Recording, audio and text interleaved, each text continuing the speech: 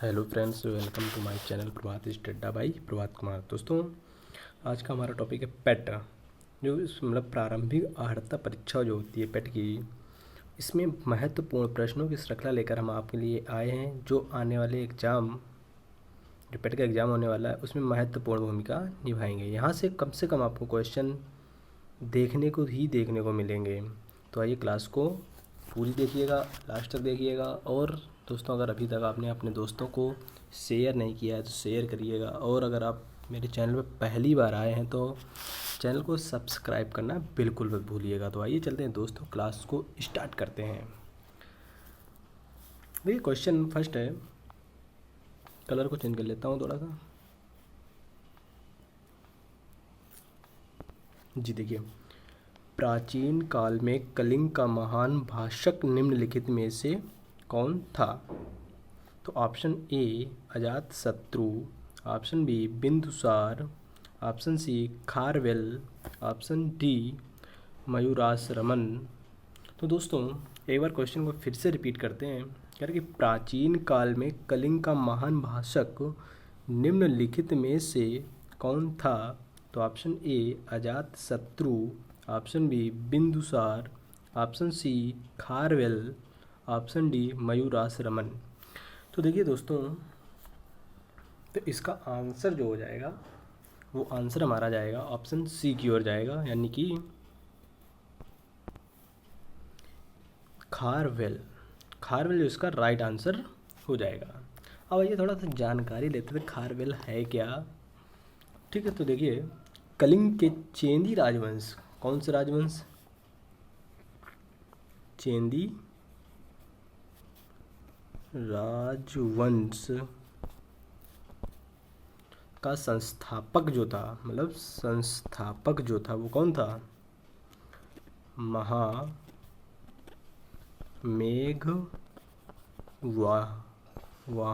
ठीक है, तो महामेघवान था।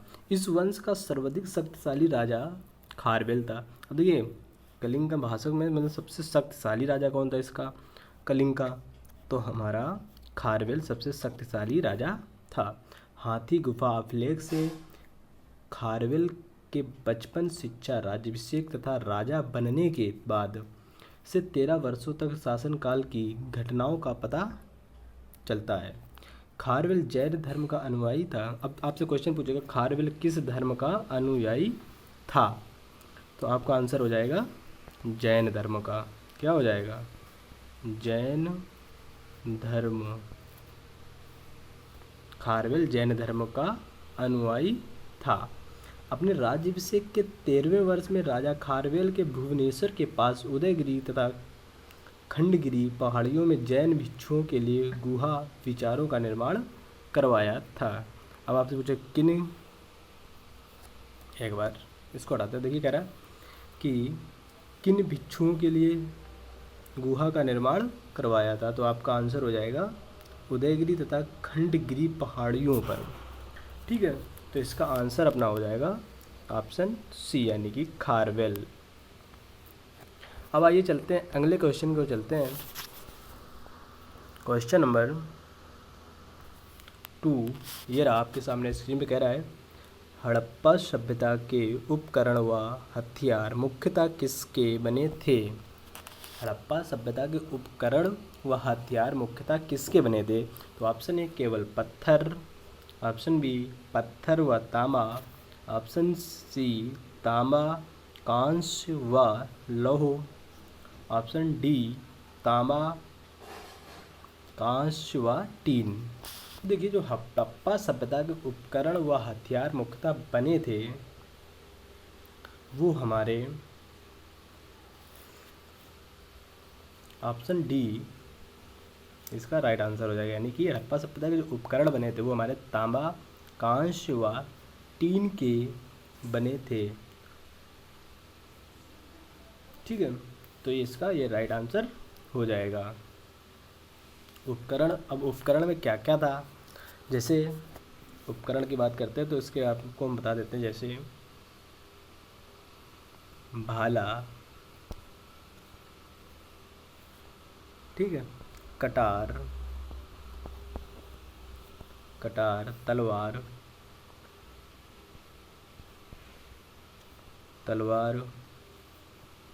गदा, बर्छा, कुल्हाड़ी आदि जो थे ये प्रमुख थे। भाला, कटार, तलवार, गदा, बर्छा, कुल्हाड़ी ये मतलब प्रमुख थे। तो इसका राइट आंसर ये हड़प्पा सभ्यता के उपकरण व हथियार मुख्यतः किसके बने थे?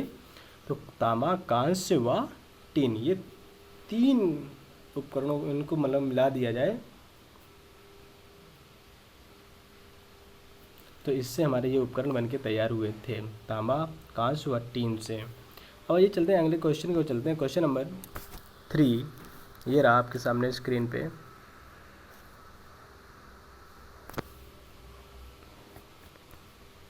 कह रहा है किस सुल्तान के काल में खालसा की सीमाएं अत्यधिक विकसित हुई? ठीक है, मतलब किस सुल्तान के काल में खालसा की सीमाएं अत्यधिक विकसित हुई? तो ऑप्शन ए गयासुच्छीन Balban, option B Alauddin Khilji, option C Muhammad bin Tughlaq, option D Firoz Shah Tughlaq. तो दोस्तों इसका राइट आंसर अपना हो जाएगा ऑप्शन बी, यानी कि अलाउद्दीन खिलजी। ये अलाउद्दीन खिलजी के शासन काल में खालसा की सीमाएं अत्यधिक प्रसिद्ध थीं। अब अलाउद्दीन खिलजी के समय किस अत्यधिक सीमाएं किसकी विकसित हुई? तो विकसित जो थी ये हमारी अलाउद्दीन खिलजी की थीं। बहुत ही अच्छा क्वेश्चन है दोस्तों, इम्पॉर्टेंट क्वेश्चन है। आप लोग कॉपी पेन लेकर बैठे होंगे और लिखते जा रहे होंगे। दोस्तों क्या होता है कि जब आप अपने हाथ से नोट्स बनाते हैं तो आप उसको कम समय में ज़्यादा रिवाइज कर सकते हैं। ठीक है, तो अगर अभी आपको हमारी पीडीएफ चाहिए, जी जी जी बिल्कुल बिल्कुल, पीडीएफ तो आपको हम टेलीग्राम चैनल पे प्रोवाइड कराते हैं, लिंक आपको डिस्क्रिप्शन बॉक्स में मिल जाएगा। और दोस्तों आपसे एक बात कहना चाहता हूँ, अगर अभी तक आपने अपने दोस्तों को मेरा वीडियो शेयर नहीं किया है तो शेयर करिएगा, साथ ही साथ लाइक और कमेंट ज़रूर करिएगा वीडियो में। तब आइए चलते हैं क्वेश्चन नंबर 4 की ओर चलते हैं। क्वेश्चन नंबर 4 है, महाराष्ट्र के निम्नलिखित समाज सुधारकों में से कौन प्रार्थना समाज के संस्थापक के मुखिया थे? मतलब महाराष्ट्र में निम्नलिखित समाज सुधारक थे, उनमें से कौन प्रार्थना समाज के संस्थापक के मुखिया थे? कौन सा? प्रार्थना समाज। अब बहुत ही अच्छा और इम्पॉर्टेंट क्वेश्चन है ये। प्रार्थना समाज बहुत बार पूछा गया है और पेट 2000 यानी कि पेट 2021 में आने की पूर्णतया संभावना है। तो देखिए इसका ऑप्शन ए कह रहा है MG Ranade, option B Pandita Ganesh Ramabai, option C doctor Atmaram Phule, और ऑप्शन डी ज्योतिबा फूले। ठीक है, तो देखिए अच्छा हम बता देते हैं ऑप्शन, आप लोग खुद बता दिएगा ऑप्शन क्या है। देखिए प्रार्थना समाज के संस्थापक को डॉक्टर आत्माराम पंडुरंगन ने की थी, महाराष्ट्र के थे।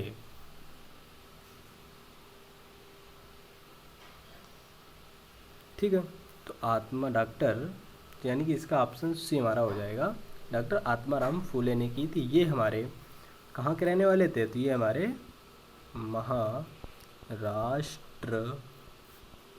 के रहने वाले थे, यानी कि निवास इनका महाराष्ट्र में था। अब एक बार क्वेश्चन को फिर से रिपीट कर लेते हैं। कह रहा है महाराष्ट्र के निम्नलिखित समाज सुधारकों में से कौन प्रार्थना समाज के संस्थापक के मुखिया थे? तो हमारा आंसर हो जाएगा डॉक्टर आत्माराम फूले। और ये कहाँ के रहने वाले? तो ये हमारे महाराष्ट्र के रहने वाले थे। तो आइए चलते हैं अगले क्वेश्चन को, चलते हैं क्वेश्चन नंबर 5। ये रहा आपके सामने स्क्रीन पे। कह रहा है एक बार कलर को चेंज करते हैं, ब्लू कलर लगाते हैं। कह रहा है अंग्रेजी शासनकाल के दौरान कौन से गवर्नर जनरल ने विलय नीति प्रस्तुत की थी? मतलब अंग्रेजी शासनकाल के दौरान कौन से गवर्नर जनरल ने विलय नीति प्रस्तुत की थी? तो option A lord Cornwallis, option B lord हैंगिस्टन, option C lord Dalhousie, option D lord William Bentinck. ठीक है दोस्तों, तो लॉर्ड विलियम बेंटिक। अब अच्छा, इसका आंसर जो हो जाएगा वो हमारा ऑप्शन सी की ओर जाता है, यानी कि लॉर्ड डलहौजी जो है इसका राइट आंसर हो जाएगा, लॉर्ड डलहौजी। अब देखिए थोड़ा सा समझते हैं। अंग्रेजी शासनकाल के दौरान गवर्नर जनरल लॉर्ड डलहौजी ने विलय नीति प्रस्तुत की थी। देखिए विलय नीति हमारी जो है लॉर्ड डलहौजी ने प्रस्तुत की थी। एक क्वेश्चन आपको यहाँ से तैयार हो गया, ठीक है, पहला क्वेश्चन ये तैयार हो गया। अब एक दूसरे के चलते कि इस नीति के माध्यम से 17, अब देखिए इसमें कौन कौन से थे, तो 17 1848, ठीक, और जैतपुर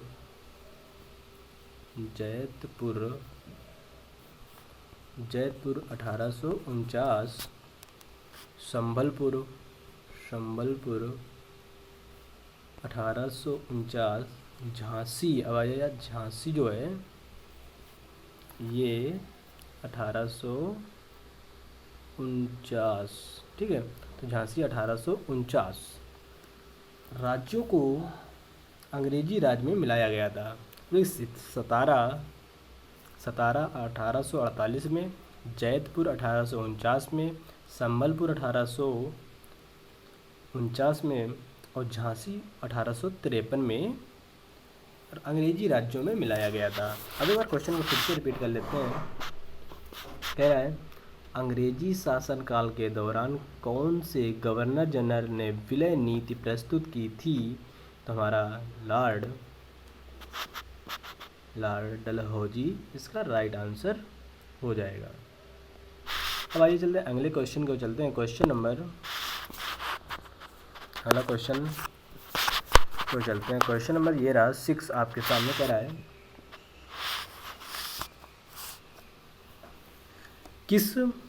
किस आंदोलन के साथ महात्मा गांधी ने भारतीय राजनीति में पदार्पण किया? मतलब किस आंदोलन के साथ, ठीक है। देखिए कह रहा है बहुत ही अच्छा क्वेश्चन है, इम्पॉर्टेंट क्वेश्चन है दोस्तों।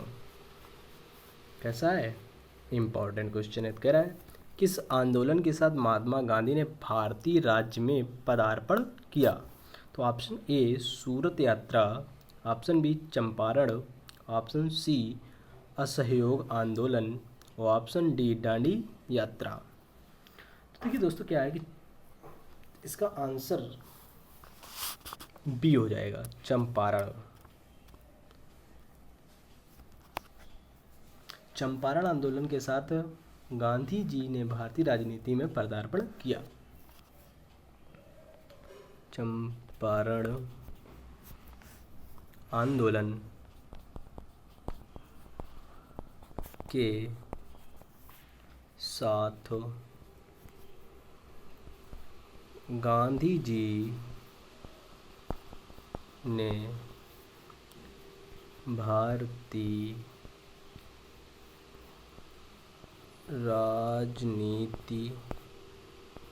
राजनीति में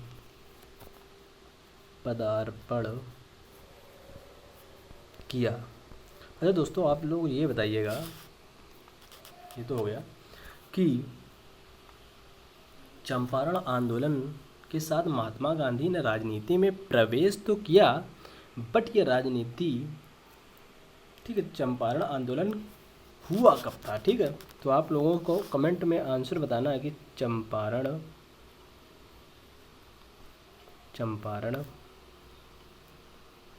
आंदोलन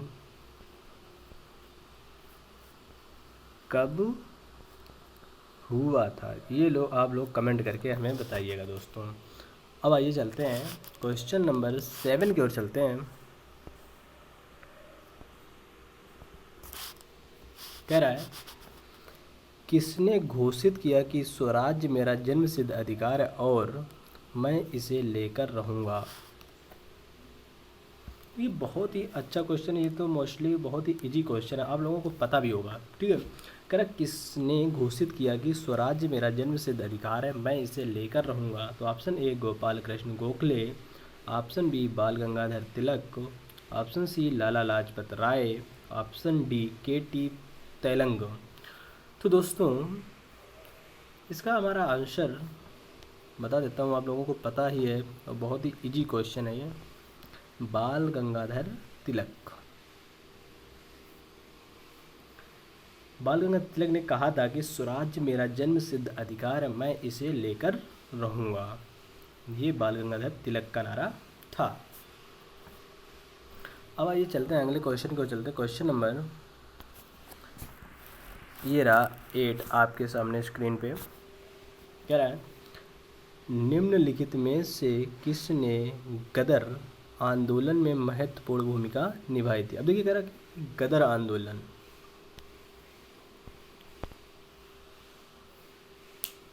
गदर आंदोलन में किसने महत्वपूर्ण भूमिका निभाई थी। ठीक है, तो option A Shyam ji Krishna Varma, option B Lala Hardayal, option C Bipin Chandra Pal और ऑप्शन डी विष्णु गणेश पिंगले। मतलब विष्णु गणेश पिंगले।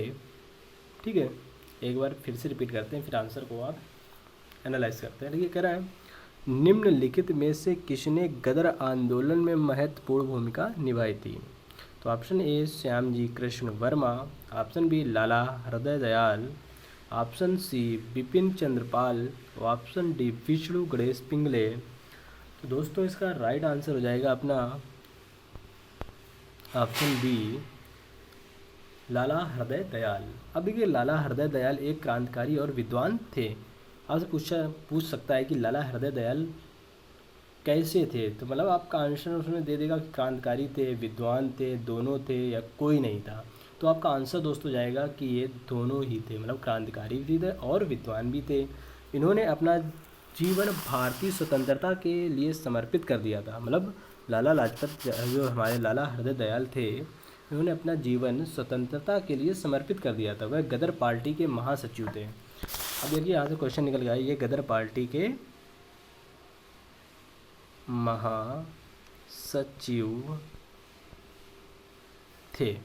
ठीक है, इस संगठन की स्थापना पंजाबी सिखों द्वारा भारत को ब्रिटिश शासन से स्वतंत्र कराने के उद्देश्य के साथ संयुक्त राज्य अमेरिका और कनाडा में की गई थी।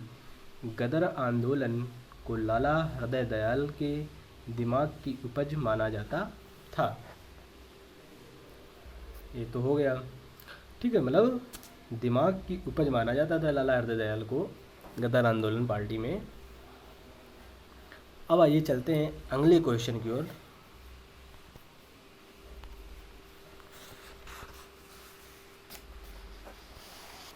ये रहा क्वेश्चन नंबर 9 आपके सामने स्क्रीन पे।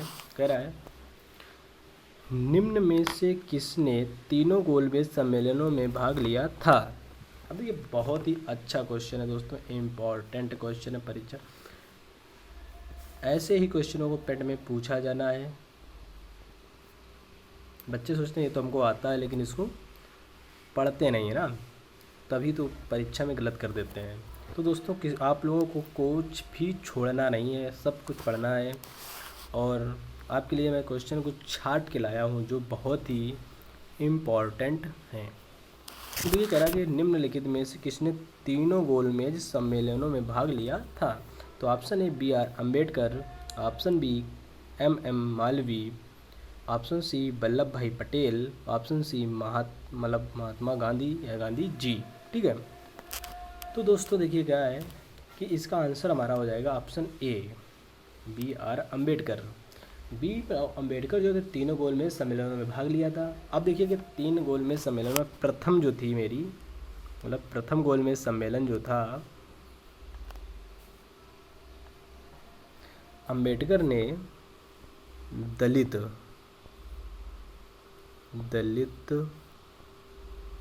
दलित वर्गों के लिए पृथक निर्वाचन मंडल की मांग की, मतलब दलित वर्गों के लिए पृथक निर्वाचन मंडल की मांग की। और दूसरे की अगर बात की जाए सेकंड वाले की, परंतु द्वितीय एकता का अभाव था। द्वितीय गोल में अंबेडकर ने अनुसूचित जाति को पृथक निर्वाचन मंडल की मांग की, इसका विरोध किया। ठीक है, मतलब गांधी जी ने इसका विरोध किया। लेकिन सेकंड वाला जो था अनुसूचित जाति के लिए निर्वाचन मंडल की मांग की थी। ठीक है, किसने की थी? अंबेडकर ने की थी। अब इसका विरोध किसने किया? तो विरोध हमारे गांधी जी ने किया था। किसने किया था? गांधी जी ने इसका विरोध किया था द्वितीय वाले का। चलिए आइए चलते हैं अगले क्वेश्चन की ओर चलते हैं दोस्तों।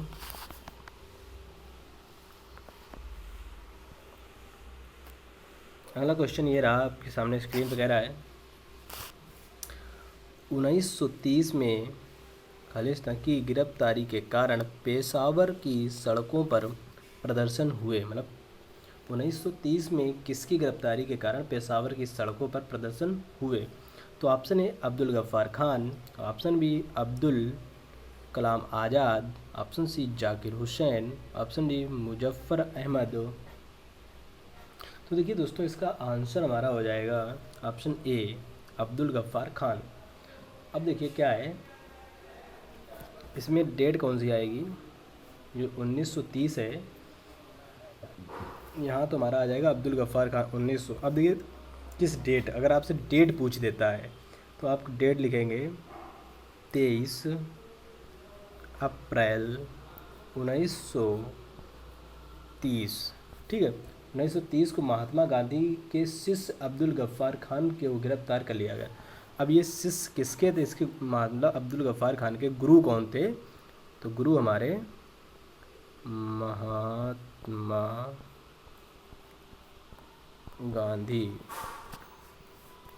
गांधी जी थे। मतलब देखिए, अब ये आंदोलन मतलब गिरफ्तारी कब हुई, तो डेट अगर आपको पता होना चाहिए, मतलब डेट भी पूछा जा सकता। तो 23 अप्रैल 1930 में अब्दुल गफ्फार खान की गिरफ्तारी के कारण पेशावर की सड़कों पर प्रदर्शन हुए। अब अब्दुल गफ्फार खान के गुरु कौन थे? तो हमारे महात्मा गांधी जी थे। ठीक है, अब इतनी जानकारी इसके लिए पर्याप्त है। अब आइए चलते हैं अगले क्वेश्चन को चलते हैं। क्वेश्चन नंबर 11 ये रहा स्क्रीन पे आपके सामने, कह रहा है एशिया और यूरोप में संतुलित घास स्थल कहलाती है। मतलब एशिया और यूरोप में संतुलित घास का जो स्थल है वो क्या कहलाती है? तो option A pampas, option B savanna, option C steppe, option D Terai. तो दोस्तों इसका जो आंसर हो जाएगा वो हमारा ऑप्शन सी स्टेपी हो जाएगा। अब देखिए स्टेपी है क्या, इसके बारे में थोड़ी सी जानकारी कर लेते हैं। एशिया और यूरोप में संतुलित घास का स्थल स्टेपी यानी कि स्टेम पेस बोलते हैं इसको, एक नाम इसका और है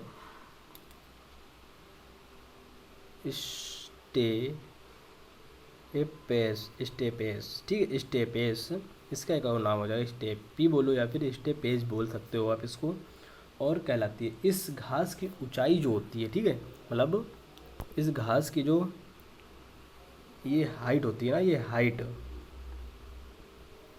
ये होती है 10 सेंटीमीटर और से मतलब 10 सेंटीमीटर से 20 सेंटीमीटर तक होती है। इस घास को उगने के लिए 25 से 30 मतलब 25 से 30 सेंटीमीटर तक की वर्षा की आवश्यकता है। मतलब 25 से 23 सेंटीमीटर तक वर्षा का होना भी आवश्यक है। ठीक, अब देखिए एक क्वेश्चन आपसे और यहाँ पे बनता है, यह घास उत्तरी गोलार्ध में अधिक विस्तृत क्षेत्र पर उगती है। अब ये पूछ देगा आपसे स्टेपी जो घास है ये किस क्षेत्र में उगती है। ठीक है, तो आपका आंसर हो जाएगा उत्तरी गोलार्ध। उत्तरी गोलार्ध में उगती है अधिक मात्रा में। ठीक है, तो यहाँ से आपको देखिए कितना जानकारी मिली। अब एक बार फिर से रिवाइज करते हैं क्वेश्चन के। कह रहा है कि एशिया और यूरोप में संतुलित घास स्थल कहलाती है, तो हमारा आंसर हो जाएगा स्टेपी, यानी ठीक है स्टेपी इसका आंसर हो जाएगा। अब आपसे पूछ सकता है कि ये किस क्षेत्र में उगती है, ठीक है, तो उत्तरी गोलार्ध में उगती है। यहाँ से 2 क्वेश्चन हो गए। अब तीसरा क्वेश्चन आपसे पूछा जा सकता है कि स्टेपी घास जो हमारे उत्तरी गोलार्ध में उगती है उसकी हाइट कितनी होती है, तो आपका आंसर हो जाएगा 10 सेंटीमीटर से 20 सेंटीमीटर तक।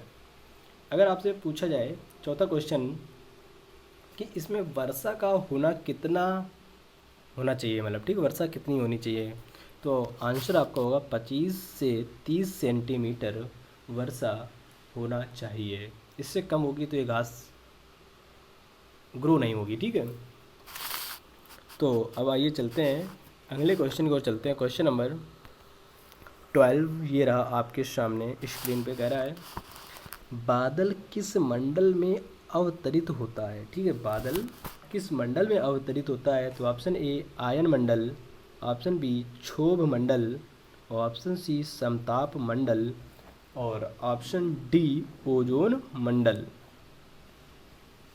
देखिए बादल जो है पहले उसकी कहानी समझ लेते हैं, फिर आंसर तो आपको पता ही चल जाएगा। देखिए क्षोभ मंडल मानव के लिए सभी परतों में सर्वाधिक महत्वपूर्ण है। अब मतलब क्षोभ मंडल जो हमारा है वो मानव के लिए सबसे महत्वपूर्ण है। ठीक है, ऋतु तथा मौसम संबंधी सभी घटनाएं जो मानव पर प्रभाव डालती हैं इस परत में होती हैं। ठीक है, इस परत में धूल कण तथा जल वाष्प सबसे अधिक मात्रा में होते हैं। क्या धूल के कण,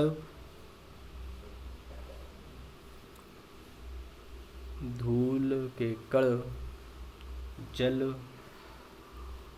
वाष्प, ठीक है, जल वाष्प सबसे अधिक मात्रा में होते हैं जिससे बादल बनते हैं, वर्षा होती है। ठीक है, तथा अन्य जलवायु एवं मौसम संबंधी घटनाएं घटती हैं। इस परत को अक्षोभ मंडल भी कहते हैं। अब देखिए क्षोभ मंडल या फिर अक्षोभ मंडल, तो इसका आंसर जो हमारा हो जाएगा वो हो जाएगा ऑप्शन बी, यानी कि क्षोभ मंडल इसका आंसर हो जाएगा। बादल किस मंडल में अवतरित होता है, तो हमारा आंसर हो जाएगा क्षोभ मंडल। अब आइए चलते हैं अगले क्वेश्चन को चलते हैं। क्वेश्चन नंबर 13 ये रहा आपके सामने स्क्रीन पे। कह रहा है कौन सा राज्य भारत के सबसे पूर्वी भाग में है। ठीक है, तो option A Arunachal Pradesh, option B Assam, option C Nagaland, और ऑप्शन डी मणिपुर। देखिए कौन सा राज्य भारत के सबसे पूर्वी भाग में है, तो हमारा आंसर हो जाएगा दोस्तों ऑप्शन ए अरुणाचल प्रदेश जो है भारत के सबसे पूर्वी राज्य में स्थित है। देखिए अब क्या है कि यह भारत का सबसे पूर्वी भाग का राज्य है। इस राज्य के उत्तर में तिब्बत और चीन, दक्षिण में नागालैंड और असम, देखो ये हमारा अरुणाचल प्रदेश है। ठीक है, ये अरुणाचल प्रदेश हो गया। अब इसके उत्तर में अगर हम चलते हैं तो उत्तर में अगर हम जाते हैं तो यहाँ पे आएगा हमारा तिब्बत और चीन। ठीक, और दक्षिण में नागालैंड और असम, नागालैंड असम हो जाएगा। अब अगर हम पूर्व में चलते हैं, पूर्व ये इसका पूर्व वाला पार्ट होता है, तो इसमें म्यांमार, और पश्चिम में अगर जाते हैं तो यहाँ पे भूटान आता है। देखिए तिब्बत, चीन, नागालैंड, असम,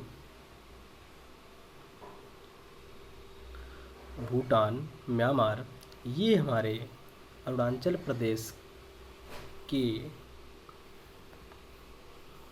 चारों तरफ बसे हुए राज्य हैं। ये मतलब सब आज के आसपास स्थित हैं। ठीक है, इसका क्षेत्रफल अगर पूछ दिया जाए, मतलब अरुणाचल प्रदेश का जो क्षेत्रफल हमारा है वो कितना है, तो क्षेत्रफल जो है ये 8 83,743 वर्ग किलोमीटर है में विस्तृत है। भारत में सबसे पहले सूर्योदय कहाँ हो? अब देखिए क्वेश्चन एक आपसे और है, मैं लिख देता हूँ क्वेश्चन को। कह रहा है भारत में सबसे पहले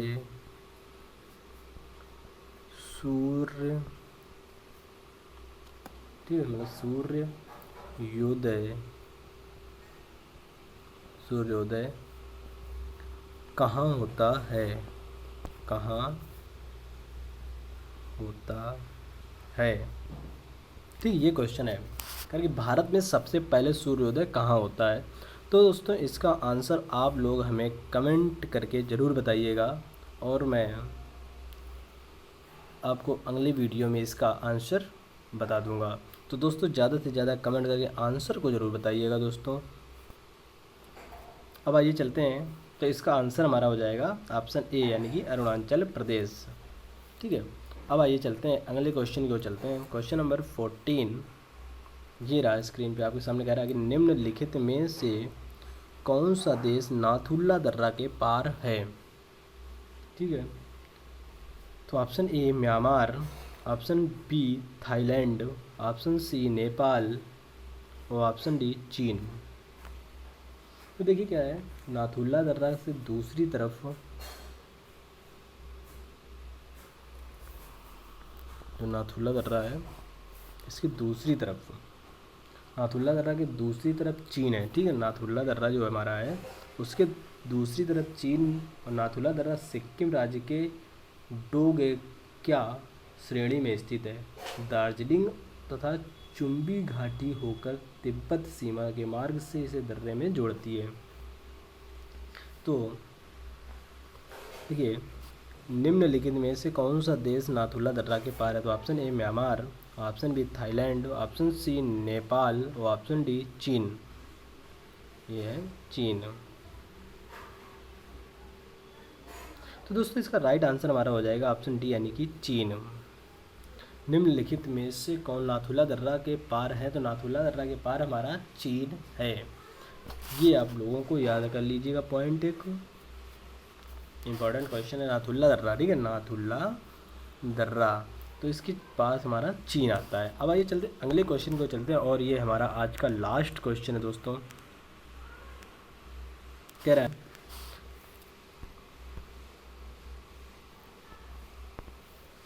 निम्नलिखित में से कौन से उद्योग को सूर्योदय उद्योग कहा जाता है? मतलब किस उद्योग को सूर्योदय उद्योग कहा जाता है? तो ऑप्शन ए लोहा और इस्पात, ऑप्शन बी सूती वस्त्र, ऑप्शन सी सूचना प्रौद्योगिकी और ऑप्शन डी चाय और कॉफ़ी। ठीक है, तो दोस्तों इसका जो हमारा राइट आंसर हो जाएगा वो हो जाएगा ऑप्शन सी यानी कि सूचना प्रौद्योगिकी जो है ये सूर्योदय उद्योग कहा जाता है। अब देखिए क्या है कि इसको थोड़ा सा जानकारी ले लेते हैं, इसके बारे में आपको बता देता हूँ, आप सुन लीजिएगा। आम बोलचाल की भाषा में सूर्योदय उद्योग सनराइज इंडस्ट्रीज, क्या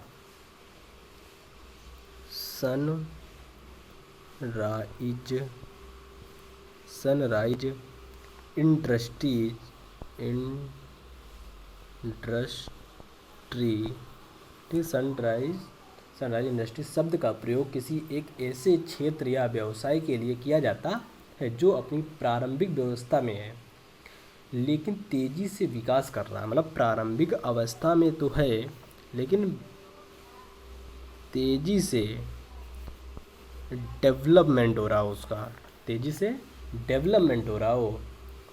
सनराइज इंडस्ट्री की पहचान विशिष्टता, अधिक विकास दर, स्टार्टअप्स की अधिक संख्या में जोखिमपूर्ण पूंजी के निधिकरण की प्रचुरता से की जाती है। इस शब्द का प्रयोग अधिकांशतः सूचना प्रौद्योगिकी उद्योग के संदर्भ में किया जाता है जिसने हाल के समय में बहुत तेज़ गति से वृद्धि की दर्ज की है। अब मतलब ये देखिए बहुत ही तेज़ी से डेवलपमेंट हो रहा था, ठीक है। हाल ही में बहुत तेज़ी से डेवलपमेंट हुआ, इसलिए इसको सूचना प्रौद्योगिकी में सूर्योदय उद्योग कहा जाता है। एक बार क्वेश्चन को फिर से रिपीट करने का प्रयास करते हैं। कह रहा है निम्नलिखित में से कौन से उद्योग को सूर्योदय उद्योग कहा जाता है, तो इसका हमारा आंसर हो जाएगा सूचना प्रौद्योगिकी उद्योग, इसका राइट आंसर हो जाएगा। इसको मतलब सूचना सूर्योदय मतलब जो होती है हमारी सूचना प्रौद्योगिकी, इसको हम बोलते हैं सनराइज इंडस्ट्रीज। अब इसमें क्या है, इसका मेन पॉइंट होता है तेज़ी से डेवलपमेंट हो रहा हो, जितनी तेज़ी से जो भी होगा व्यवसाय, ये मतलब बहुत ही हाल ही में बहुत तेज़ी से डेवलपमेंट हो रहा था, इसलिए इसको सूर्योदय उद्योग कहा गया है। ठीक है दोस्तों, आज के लिए इतना ही। अब आइए चलते हैं हम अपना कुछ सोशल नेटवर्क के बारे में बता देता हूँ। दोस्तों अगर अभी तक आपने हमारे वीडियो को लाइक नहीं किया तो लाइक करिएगा, ज़्यादा से ज़्यादा संख्या में आप लोग लाइक करिएगा। और आपसे जो वीडियो में कुछ क्वेश्चन पूछे गए हैं और आप हमें ये बताइएगा 15 में से मतलब 15 में से आपके कितने क्वेश्चन सही हुए हैं, ठीक है। और अब अगर अभी तक वीडियो को शेयर नहीं किया अपने दोस्तों को तो शेयर करिएगा दोस्तों।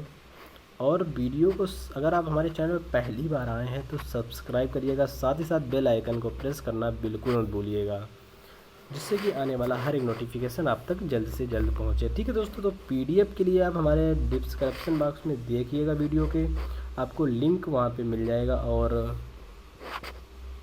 दोस्तों आज के लिए इतना ही, धन्यवाद दोस्तों।